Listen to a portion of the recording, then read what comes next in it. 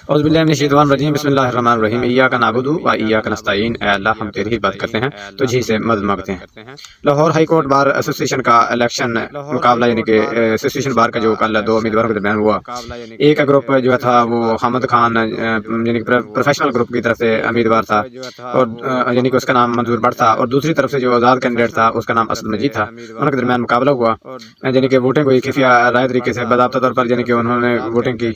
यानी कि इसमें जो सूरत रही वो यानी कि 6195 वोट जो है वो मंजूर भट्ट साहब ने लिए, जो कि हामिद खान यानी कि प्रोफेशनल ग्रुप है उसके कैंडिडेट ने, और दूसरी तरफ यानी कि जो असद मजीद साहब हैं उन्होंने 5768 वोट लिए। और यानी कि लाहौर हाई कोर्ट एसोसिएशन बार के जो सदर हैं वो आइंदा यानी कि 5 साल के लिए यानी कि मंजूर भट्ट साहब जो हैं वो मुंतखब हो चुके हैं, और मुंतखब होने के बाद उन्होंने बाज़ाब्ता तौर पर ऐलान कर दिया है कि हम आज के बाद यानी कि जो जिनके साथ जुल्म किया गया उनको अदालतों से रिहा करेंगे, उनके मामलात को पहले नंबर पर देखेंगे। और उन्होंने इमरान रियाद के बारे में बात की, इमरान खान के बारे में भी बात की। एक बात मैं आपको बता दूं, जो लोग एसोसिएशन बार के सदर होते हैं उनका बहुत ज़्यादा प्रोटोकॉल होता है, बाहर से दुनिया को इन्वाइट किया जाता है, बहुत से यानी कि लोग इधर आकर यानी कि वो इस सूरत को देखते हैं, क्योंकि ये इंतखाबात बायोमेट्रिक थे। और आपको पता होना चाहिए कि बहुत दूर से लोग आए और बहुत ज़्यादा वकला ने यानी कि इसमें वोट किया, और वोट करने के बाद यानी कि इसमें जो हामिद खान साहब हैं उसके जो कैंडिडेट मंजूर भट्ट साहब हैं वो जीत गए। एक बात मैं आपको बताता हूँ, चलो ये जो बार होती है वो बहुत पावरफुल होती है, उसका जुडिशरी पर बहुत ज़्यादा असर होता है। और दूसरी बड़ी खबर आपको बताना चाहिए, कल डिप्टी स्पीकर और डिप्टी स्पीकर का चॉइस हुआ। स्पीकर का इजलास जो है, स्पीकर की चॉइस जो है वो पैसा का स्पीकर सप्तान खान की उन्होंने वोटिंग करवाई, जिसमें से जो मलिक अहमद खान है उनको यानी कि जो नून लीग की तरफ से उनको 225 वोट पड़े हैं पंजाब असम्बली के स्पीकर के लिए, और दूसरी तरफ जो सुन्नी इत्तेहाद के अहमद बिचर हैं उनको 102 वोट पड़े हैं, जो कि सुन्नी इत्तेहाद जिसमें यानी पीटीआई की जो जमात है आज़ाद उम्मीदवार है वो हो चुकी है। अच्छा, इसके बाद यानी कि दूसरा जो डिप्टी स्पीकर का मामला था, डिप्टी स्पीकर के बारे में यानी कि आपको बताना चाहिए कि जो मलिक अहमद खान नून लीग के जो स्पीकर मुंतखब हुए हैं उन्होंने वोटिंग करवाना थी और वोटिंग करवाई, जिसमें से जो नून लीग की तरफ से ज़हीर इकबाल थे यानी कि मुंतखब हुए, और दूसरी तरफ से मलिक अपना ज़हीर इकबाल चिनड़ यानी कि चिनड़ जो है वो 220 वोट हासिल किए। यानी कि इसमें से जो मलिक ज़हीर इकबाल जो चिनड़ हैं जो नून लीग की तरफ से हैं इनको 220 वोट पड़े, और दूसरी तरफ से सुन्नी इत्तेहाद के जो माइन कुरैशी हैं, माइन रियाज कुरैशी, उनको 102 वोट पड़े। इस तरह यानी कि ये स्पीकर और डिप्टी स्पीकर का जो प्रोसीजर है कल वो भी कंप्लीट हो गया, वो भी मुकम्मल हो गया। अब आगे बारी आएगी यानी कि वज़ीर आला की। वज़ीर आला को जो इंतखाब है वो बज़ौर संडे को मंडे को सुबह 11 बजे होगा यहाँ पर असम्बली में, जिसमें यानी कि अथवा संडे शाम यानी कि 24 फरवरी तक यानी कि वो जो कागजात हैं वो जमा करवाए जा सकते हैं, यानी दरख्वास्त जमा करवाई जाएंगी, और उसके बाद यानी कि संडे को इसके बारे में यानी कि इसका इंतखाब होगा। अब वज़ीर आला आपको पता होना चाहिए इंतखाब क्या होगा। वज़ीर आला तो मरीम नवाज साहब हैं, उनको बनाया जाएगा, जिस तरह स्पीकर का चॉइसमेंट की गई और डिप्टी स्पीकर की वो तो पहले ही पता है, क्योंकि पीटीआई की जो मखसूस नशिस्तें हैं अक़लियतों वाली और उसके अलावा ख़वातीन की, इसके अलावा जो उनके केसेस चल रहे हैं उसकी वजह से यानी कि उनका यानी कि जो उनके कैंडिडेट हैं वो इतने ज़्यादा नहीं है। चले आगे पता चल जाएगा, क्योंकि मरीम नवाज जो सभा हैं वो पंजाब की वज़ीर आला बनेगी। अब मेरे ख्याल में दूध की नहरें पे हैं, अब यानी कि बहुत जल्द हर रुकावट यानी कि जल्दी खत्म हो जाएगी। क्यों? सवाल इससे क्रिएट ये होता है कि अब वो पैसे कहाँ से इकट्ठे करें, क्या कर लेंगे। एक सवाल और पैदा होता है कि हौस तो नामुकम्मल है, अगर अदालतों में इंसाफ की तोक़या यानी कि अगर अदालतों में इंसाफ की तोक़या होती, ये चैलेंज हो सकता था। ये कोई जो स्पीकर डिप्टी स्पीकर साहब की जो चॉइसमेंट हुई है वो इतनी यानी कि दुरुस्त नहीं हुई, क्योंकि हौस तो नामुकम्मल है, लेकिन पाकिस्तान में सब चलता है, देखते हैं क्या। और इसके अलावा एक खबर और चल रही थी शेर अफसर मरवत के बारे में। जो शेर अफसर मरवत ने जी बहुत ज़्यादा ब्लंडर किया, और जो गौहर साहब हैं उनके खिलाफ उन्होंने बहुत प्रोपेगेंडा किया। कोई प्रोपेगेंडा नहीं किया, उनके दरमियान सुलह हो चुकी है, हर मामला जो है वो खत्म हो चुके हैं। एक बात मैं आपको बताता चलूँ, जो इस वक्त हालात है ना, ये पहले जब फातिमा जना रहमतुल्लाह थे उस वक्त भी यानी कि बलोच खैबर पख्तूनख्वा पंजाबी बंगाली इस वक्त सब फातिमा जना के साथ खड़े थे, उनको भी इस तरह इलेक्शन हरवाया गया जैसे कि इमरान खान को हरवाया गया।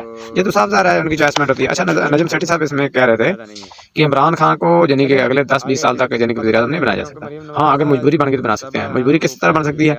मजबूरी इस तरह बन सकती है कि अगर कोई एस्टेब्लिशमेंट को कोई यानी कि चॉइस ना मिले तो फिर बनाएंगे। उन्होंने यानी कि वादे किया, उन्होंने कहा कि अब तो एस्टेब्लिशमेंट ने वादे कर दिया है कि पीडीएम को आप पेश करें, अब बस माइशत के बारे में सोचें, बाकी काम इमरान को संभालना या किसी और को संभालना वो हमारा काम है। ये तो मेरे ख्याल में नहीं हो पाएगा, ये फिलहाल बकवास कर रहा है।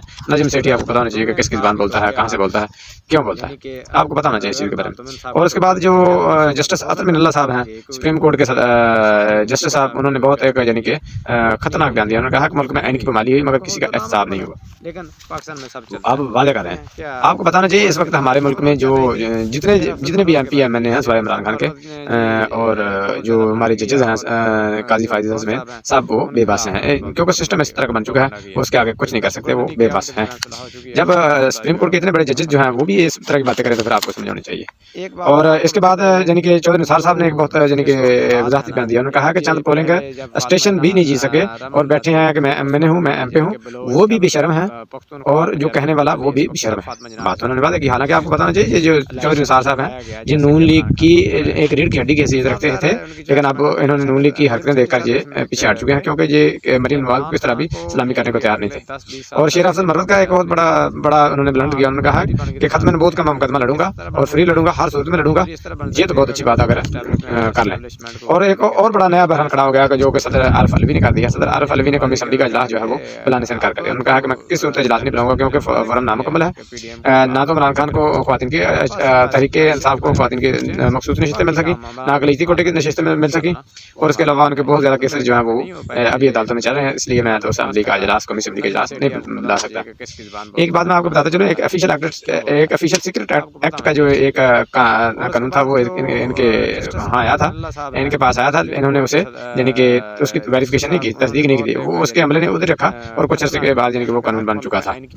और क्योंकि ये मामला आरिफ अलवी साहब ने कहा कि वही मामला जो है वो पंजाब में हुआ है कौमी सूबाई असम्बली में, जो कि नहीं होना चाहिए था, स्पीकर को इस पर स्टैंड लेना चाहिए था, लेकिन उन्होंने नहीं लिया। लेकिन मैं तो कम से कम इसका इजलास नहीं बुलाऊंगा।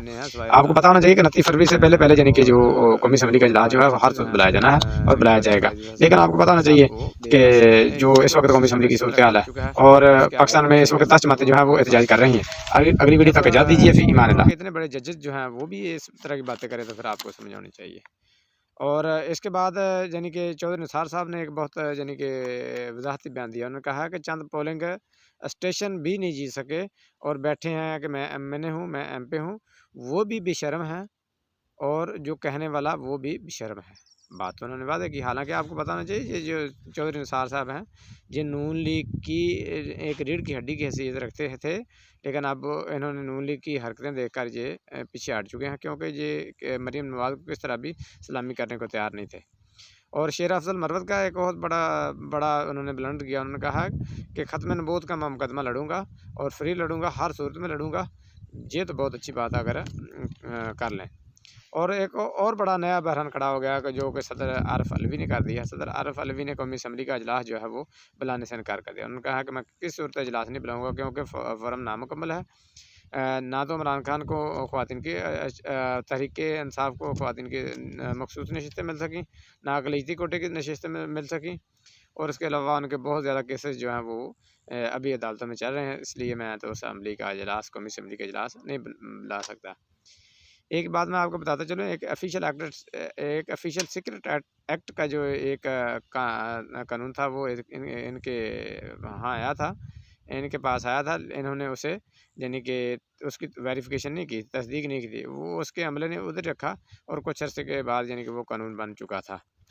और क्योंकि ये मामला आरिफ अलवी साहब ने कहा कि वही मामला जो है वो पंजाब में हुआ है कौमी सूबाई असम्बली में, जो कि नहीं होना चाहिए था, स्पीकर को इस पर स्टैंड लेना चाहिए था, लेकिन उन्होंने नहीं लिया। लेकिन मैं तो कम से कम इसका इजलास नहीं बुलाऊंगा। आपको पता होना चाहिए कि 29 फरवरी से पहले यानी कि जो कौमी असम्बली का इजलास जो है वो हर सूरत बुलाया जाना है और बुलाया जाएगा। लेकिन आपको पता होना चाहिए कि जो इस वक्त कौमी असम्बली की सूरत हाल है, और पाकिस्तान में इस वक्त 10 जमातें जो हैं वो एहतजाज कर रही हैं। अगली वीडियो तक इजाज़त दीजिए, फिर ईमान अल्लाह।